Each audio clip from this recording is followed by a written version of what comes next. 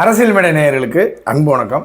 நேற்று சேலத்தில் ஒரு சம்பவம் நடந்தது. நிறைய பேர் பார்த்துருப்பீங்க, பார்க்காதவங்களும் தெரிஞ்சுக்கோங்க. என்ன மேட்ரு அப்படின்னு பார்த்தீங்கன்னா, அதாவது ஒரு பெண் வந்து சாலையில் நடந்து போகிறாங்க, ரோட்டில் நடந்து போகிறாங்க. பட்ட பகலில் பின்னாடி ஒருத்தன் வந்து என்ன பண்ணுறான் அப்படின்னு பார்த்தீங்கன்னா, அந்த பெண்ணை கற்பழிக்க ட்ரை பண்ணுறான். பட்ட பகலில் இந்த சேலத்தில் இந்த விஷயம் நடக்குது நேற்று.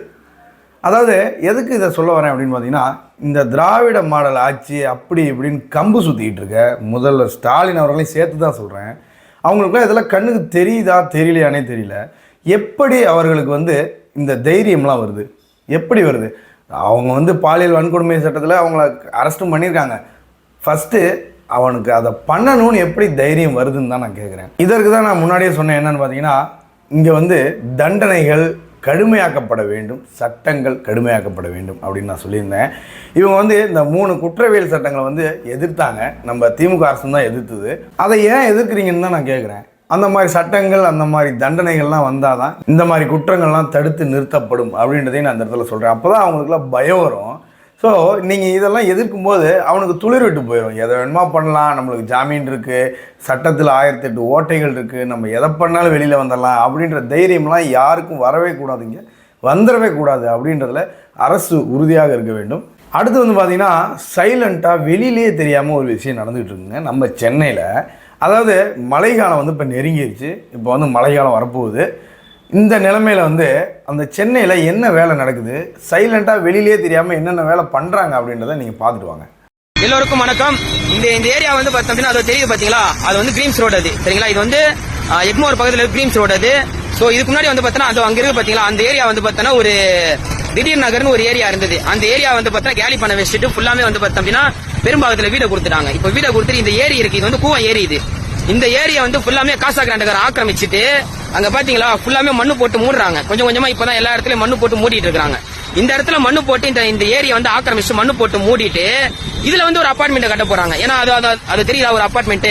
அந்த அபார்ட்மெண்ட் அதே மாதிரிதான் கட்டி இப்ப வந்து பாத்தீங்கன்னா அது நிலை இல்லாம இருக்கு. அந்த அபார்ட்மெண்ட் வந்து பாத்தீங்கன்னா பாதுகாப்பு இல்லாத சூழல்ல வந்து இருக்கு. இப்ப இதே மாதிரி வந்து பாத்தீங்கன்னா இன்னொரு அபார்ட்மெண்ட் வந்து இதோ இந்த ஃபுல் ஏரியா வந்து பாத்தீங்கன்னா மடக்கி போட்டு காசா கிராண்டுக்காரன் ஃபுல் ஏரியா மறைக்கி போட்டு இப்ப எல்லாத்தையும் மூடிட்டு இருக்கான். ஏரியா மூடிட்டு இருக்கான். இப்ப தெரியுங்களா, அதோ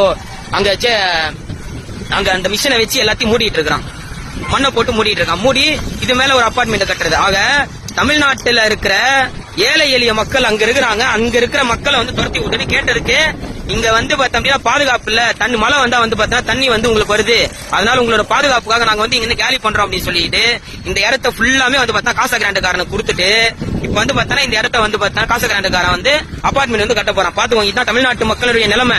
தமிழ்நாட்டு மக்களுடைய நிலைமை தான் பாத்துக்கோங்க. இதே மாதிரி ஏரியா வந்து ஆக்கிரமிச்சுட்டு போயிட்டே இருந்தாங்க அப்படின்னா தமிழ்நாட்டுல அடுத்த வாட்டி மழை வந்தா வந்து பார்த்தா எல்லாருமே வந்து மாடி மேல போய் தான் உட்காரமோ. இப்ப மழை வருது, மழை காலம் நெருங்கிச்சு. இப்ப இந்த அளவுக்கு ஆக்கிரமிச்சு உட்காந்து இருக்காங்களே, எப்படி தண்ணி போகும்? வீட்டுக்குள்ளதான் வரும் தண்ணி எல்லாமே. தெரிஞ்சு கரெக்டா இல்லையா நான் சொல்றது? இந்த வீடியோ தொடர்ந்து ஷேர் பண்ணுங்க. இந்த வீடியோ எல்லா மக்களுக்கும் தெரியணும். எல்லாருக்குமே இந்த வீடியோ ஷேர் பண்ணுங்க. என்றும் அன்புடன் நன்றி. பாத்தீங்களா, ஆல்ரெடி சென்னை வந்து ஒரு மழைக்கே தாங்காது. அதாவது ஒரு கனமழை பெஞ்சாவே தாங்காது. அப்படிப்பட்ட நிலைமை தான் சென்னையில் நீடிக்குது. இப்போ வந்து இவங்க வந்து இந்த எனக்கு தெரிஞ்சு இந்த ஒன்று தான் இருக்குது தண்ணி போகிறதுக்கு, அந்த கூவம் மட்டும்தான் இருக்குது. அதையும் ஆக்கிரமித்து, அதையும் ஒரு தனியார் நிறுவனம் வந்து ஆக்கிரமித்து அதில் அப்பார்ட்மெண்ட் கட்டி அதையும் இப்போ ஆக்கிரமிக்க போகிறாங்க. இப்போ என்ன நிலை ஏற்படும் அப்படின்றத நீங்களே சொல்லுங்கள். சென்னை தத்தளிக்க போகுது உறுதி.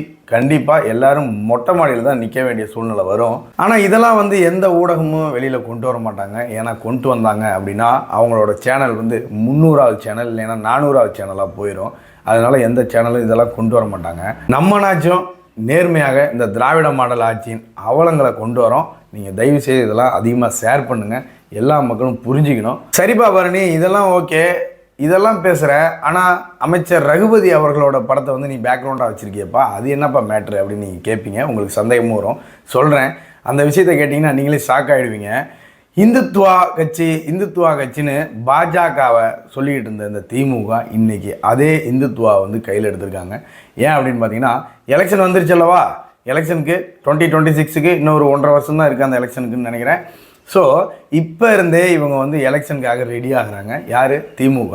அதாவது பிஜேபி வெர்சஸ் திமுக அப்படின்ற நிலை இந்த தமிழ்நாட்டில் உருவாயிருச்சு. அதாவது பிஜேபி வந்து இங்கே மக்களை கொஞ்சம் கொஞ்சமாக புரிய வச்சுக்கிட்டு இருக்காங்க. அதனால் வந்து இந்த எலெக்ஷன்லேயே நீங்கள் இந்த பாராளுமன்ற எலெக்ஷன்லேயே பார்த்தீங்கன்னா பிஜேபியோட வாக்கு சதவீதம் தமிழ்நாட்டில் வந்து இன்க்ரீஸ் ஆகிருக்கு.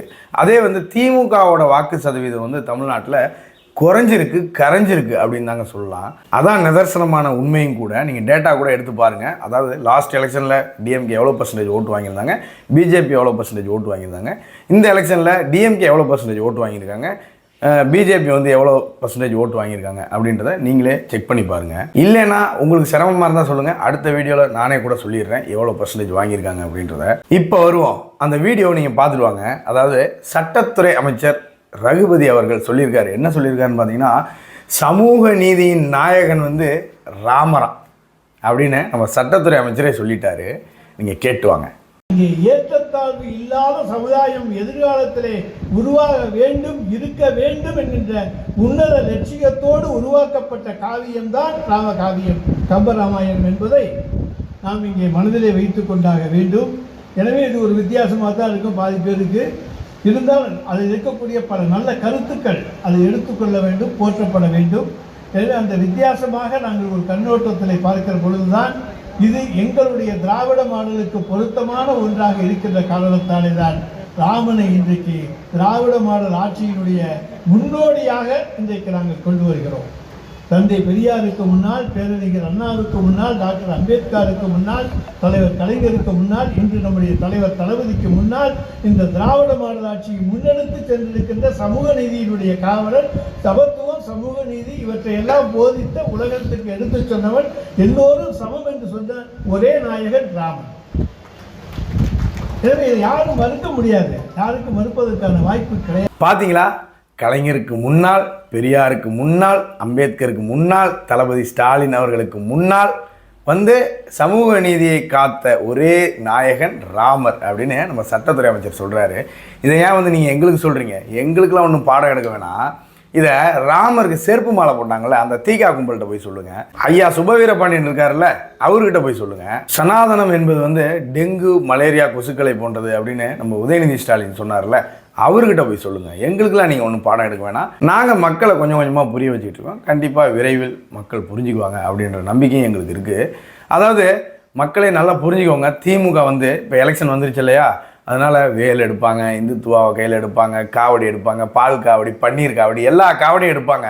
தயவு செய்து அதெல்லாம் நம்பிடாதீங்க. அதெல்லாம் வந்து எலெக்ஷனுக்கான நாடகம், அவ்வளோதான். தவிர அவங்களோட கொள்கையெல்லாம் ஒழிச்சிட்டாங்க பாருங்கள். அதாவது எலெக்ஷன் வந்தால் அவங்க கொள்கையவே மறந்துடுறாங்க. அவங்க கொள்கை என்ன? திமுகவோட கொள்கை வந்து கடவுள் மறுப்பு, பகுத்தறிவு. இதுதான் வந்து திமுகவோட கொள்கை. இந்த கொள்கையெல்லாம் ஓரமாக வச்சுட்டு ராமர் தான் சமூக நீதி நாயகன்னு ஆரம்பிச்சிட்டாங்க. தயவு செய்து மக்களை உஷாராக இருந்துக்கங்க. மீண்டும் மீண்டும் நான் சொல்லி கொண்டிருக்கிறேன், திமுகவிற்கு ஓட்டு போட்டிங்க அப்படின்னா நீங்கள் மட்டும் இல்லை, உங்களோட ஃப்யூச்சர் ஜென்ரேஷனே ஒழிஞ்சிரும் அப்படின்றதையும் நான் இந்த இடத்துல சொல்லிக்கொண்டு இத்துடன் இந்த வீடியோ முடிச்சுக்கிறேன். மீண்டும் அடுத்த வீடியோவில் சந்திப்போம். நன்றி, வணக்கம், ஜெய் ஹிந்த்.